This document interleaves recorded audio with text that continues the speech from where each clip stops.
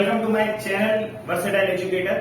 हमने last video में पढ़ा था सोर्सेस ऑफ फंड, जो कि हमारा था लाइबिलिटी का पार्ट, जो अब हमने शुरू किया था financial statement of a company, जो हमारी कंपनी की फाइनेंशियल पोजीशन और प्रॉफिटेबिलिटी बता रही थी।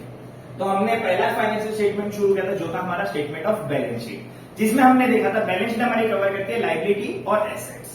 तो पिछले वीडियो में हमने ये देख लिया था कि लाइबिलिटी पहले क्यों बताते हैं, एसेट्स बाद में क्यों बताते हैं। लाइबिलिटी पार्ट होता है सोर्स ऑफ फंड का। किसका पार्ट होता है? सोर्सेज ऑफ फंड का, कि कहां से हमने पैसे जमा किए थे। पैसे भी जमा किए, सामान भी लिया जिससे हमारे क्रेडिटर्स भी बने, हमने बैंक से भी कुछ लोन उठाया था, शॉर्ट टर्म लॉन्ग टर्म, तो हमने लास्ट लेक्चर में पढ़ लिया था।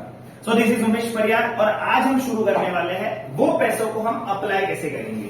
तो हमारा सेकेंड पार्ट जो है उसके आगे का, सोर्स ऑफ फंड के आगे का, जिसको हम बोलते हैं एप्लीकेशन ऑफ फंड। तो जब एप्लीकेशन ऑफ फंड की बात करेंगे, जो भी पैसा बिजनेस के अंदर आया वो पैसा अपन ने लगाया किस किस तरीकों से।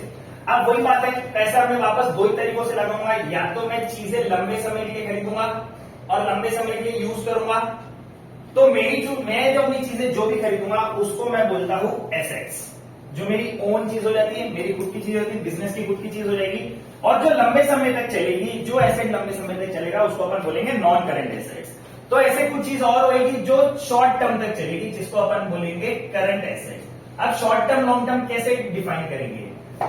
वो कोई चीज जो 12 महीने से ज्यादा चल रही है। अब 12 महीने क्यों? हर एक बिजनेस को जज करने के लिए या नोटिस करने के लिए, डिसीजन लेने के लिए हमारे पास एक टाइम फ्रेम होना चाहिए, पीरियड ऑफ टाइम होना चाहिए, लेंथ ऑफ टाइम होना चाहिए। अकाउंट्स बोलता है, कंपनी सेक्टर बोलता है कि 12 महीने का टाइम फ्रेम ले लो, जो अपना होता है फाइनेंशियल ईयर। कौन सा हो जाएगा? Financial year.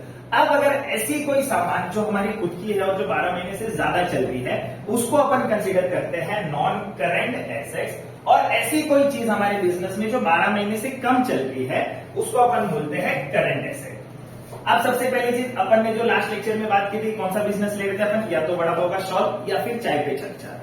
हर चीज में मेरे को कुछ चीजें ऐसी लगेगी जो मेरे साथ लंबे समय तक चलेगी और जो मेरी खुद की होगी। सबसे पहला मेरा हो जाएगा नॉन करंट एसेट में मेरे प्लांट और मशीनरीज। तो प्लांट और मशीनरी, चाय बनाने के लिए मेरे को मशीन वगैरह लग जाएगी, प्लांट लग जाएगा। हर एक वो मशीनरी जो मेरे प्रोडक्शन में काम आने वाली है, जो मेरे ऑपरेशंस में काम आने वाली है, जो मेरा मेन काम है और जो लंबे समय तक चलेगी और मेरे को प्रोडक्शंस में हेल्प करेगी, वो आ जाएगा मेरा प्लांट एंड मशीनरी।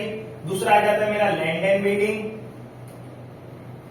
जहां भी मैं अपना बिजनेस स्टार्ट कर रहा हूं वो लैंड और वो बिल्डिंग। तीसरा मेरा आ जाएगा फर्नीचर एंड फिक्चर्स। तो ये हो गए मेरे एसेट्स, ये मेरी खुद की चीज हो गई, ये हो गए मेरे फिक्स्ड एसेट्स। अब फिक्स एसेट्स की जब बात करेंगे तो ये लगे हुए हैं, ये रोज चेंज करता हो गया। आज मैं बिजनेस में गया, मैंने मेरा शटर ओपन किया, चाय पे चर्चा और मैं बोल रहा हूं आज मेरे को फर्नीचर अच्छा लग रहा है, चेंज कर दो। कर सकता हो क्या? नहीं। तो बोलोगे सर फिर क्या? तो ये सारी चीजें मेरे साथ 12 महीने से ज्यादा चलेगी, एक फाइनेंशियल ईयर से ज्यादा चलेगी और हर साल चलती रहेगी, वो मेरे साथ वो होती है मेरी फिक्स एसेट के नाम पे। तो कुछ फिक्स एसेट में ऐसे भी होंगे जिनको मैं छू नहीं सकता, पर वो फिर भी मेरे बिजनेस को वैल्यू करके दे रहे हैं। तो एक हो जाता है गुडविल, नाम, रेप्यूटेशन, इज्जत, बिजनेस का नाम, बिजनेस की रेप्यूटेशन, जो कि मेरा किसका पार्ट हो जाता है? गुडविल का।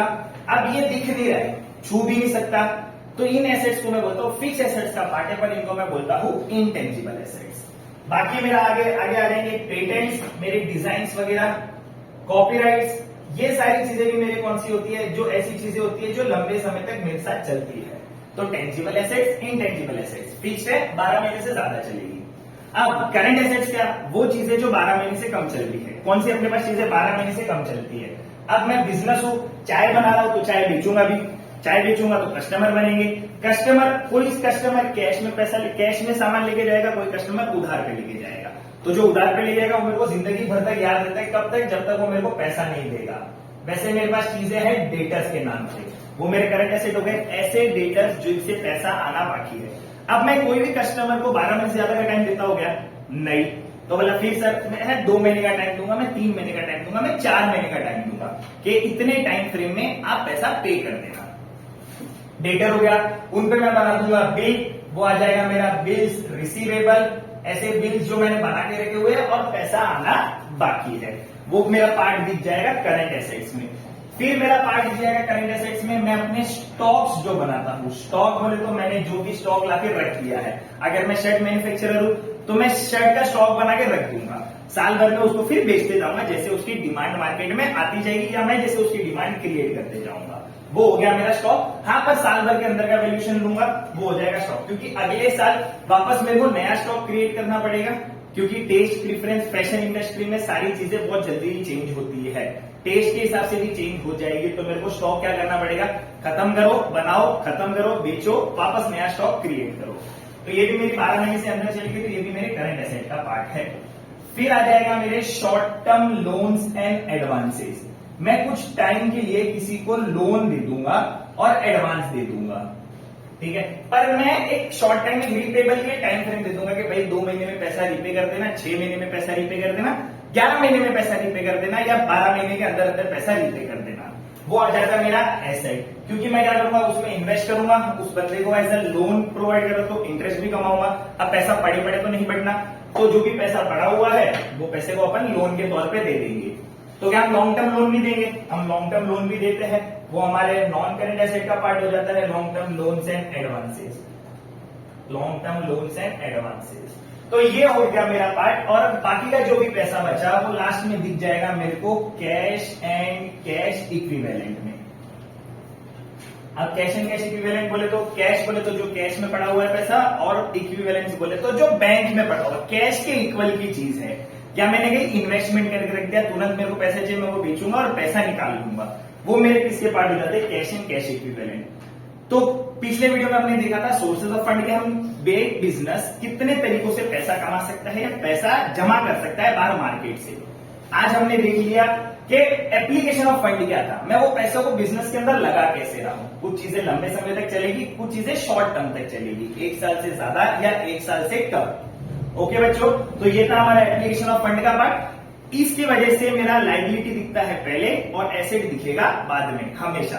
कोई मेरे को लायबिलिटी क्यों दे रहा है, कोई मेरे को लोन क्यों देगा, या मेरे को पैसा क्यों देगा, भरोसे पे देगा। एक तो ट्रस्ट कब होगा, जब मेरी क्रेडिटेबिलिटी होगी, जब मैं उसको पैसा रिटर्न दे सकता हूं और विथ एक्स्ट्रा मनी, तो ही वो मेरे को पैसा देगा।